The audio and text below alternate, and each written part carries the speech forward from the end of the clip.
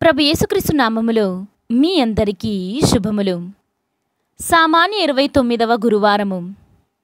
ఈనాడు మీరు పాపము నుండి విముక్తి పొంది దేవునికి దాసులైతిరి. మొదటి పట్టణము పునీత పౌలు గారు రోమీలకు రాసిన లేఖ 6వ అధ్యాయము 19వ వచనము నుండి 23వ వచనం వరకు. సహజముగా మీరు పరిమితులగుటచే నేను మానవరీతిగా మాట్లాడుచున్నాను.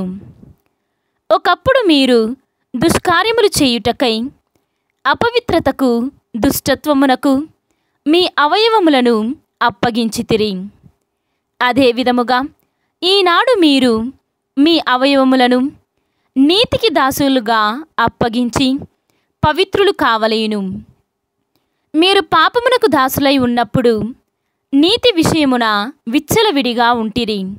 మరి ఈనాడు మీకు సిగ్గు కలిగించుచున్న ఆ పనులను చేయుట వలన అప్పుడు మీకు కలిగిన ప్రయోజనమెట్టిది? వాని ఫలితము మరణమే కదా. కాని ఈనాడు మీరు పాపము నుండి విముక్తి పొంది దేవునికి దాసులైతిరి. పవిత్రతకు చెందిన మీ ఫలితమును మీరు స్వీకరించితిరి. అంతేకాక చివరకు మీకు శాశ్వత జీవితము లభించును. ఏలన పాపమునకు వేతనము మరణము, కాని దేవుని కృపానుగ్రహము మన ప్రభు క్రీస్తు యేసునందు శాశ్వత జీవము. ఇది ప్రభువు వాక్కు. సర్వేశ్వరునికి వందనములు. భక్తి కీర్తన. ప్రభువును నమ్ము నరుడు ధన్యుడు.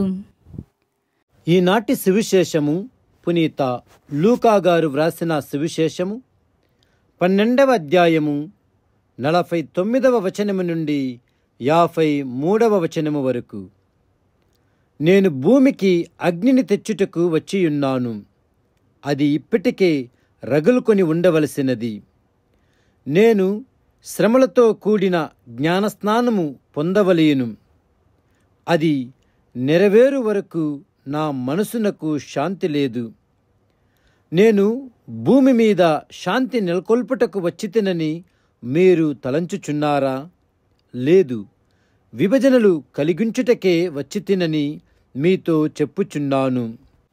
ఇక నుండి ఒకే ఇంటి యందు 5గురున్నచో వారిలో 3కి వ్యతిరేకముగా 2, 2కి వ్యతిరేకముగా 3 విరోధులగుదురు.